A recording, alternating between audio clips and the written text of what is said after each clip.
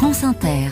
L'histoire du monde, Gallagher Fenwick, c'est à propos de l'Arménie et de l'Azerbaïdjan. Ces deux pays ont posé les armes pour discuter de leurs frontières communes. Et le sujet est douloureux, Mathilde. Depuis leurs indépendances respectives en 1991, après l'effondrement de l'Union soviétique à laquelle ces deux pays appartenaient, le canon a souvent tonné dans ce coin du Caucase. Une première guerre dans les années 90 a fait plus de 30 000 morts. La deuxième, 30 ans plus tard, en a fait 6 000.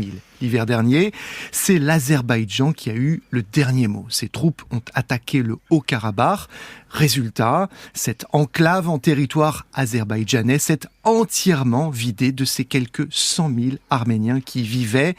Une défaite majeure pour l'Arménie. Son Premier ministre Nikol Pachinian souhaite à présent tourner la page. Et concrètement, comment ça se passe ?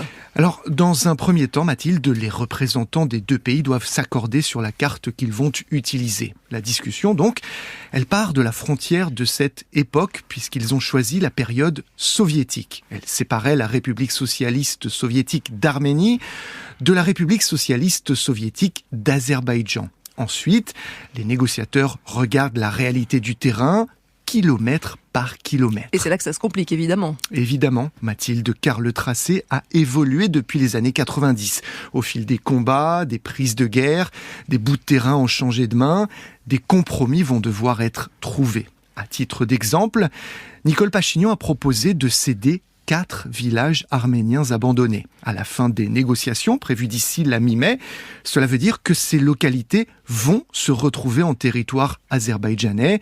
Du coup, certains des habitants de cette zone sont effectivement furieux et inquiets. Et justement, comment les autorités arméniennes peuvent-elles convaincre leurs concitoyens du bien fondé de cette démarche ? Alors, l'idée de Nikol Pachinian, c'est d'expliquer que la paix est en vue, qu'elle est préférable à la situation actuelle, mais qu'elle nécessite des compromis. Son espoir, c'est de ne plus avoir à gérer une ligne de front, mais une frontière. En réalité, il est en position de faiblesse dans ces discussions. L'Arménie ne fait tout simplement pas le poids militairement face à l'Azerbaïdjan. Nikol Pachinian joue donc la carte de la négociation. Il essaye de verrouiller la situation sur le terrain. Son problème, c'est qu'il ne peut pas assurer à ses compatriotes que l'ennemi ne violera pas cette frontière un jour ou l'autre.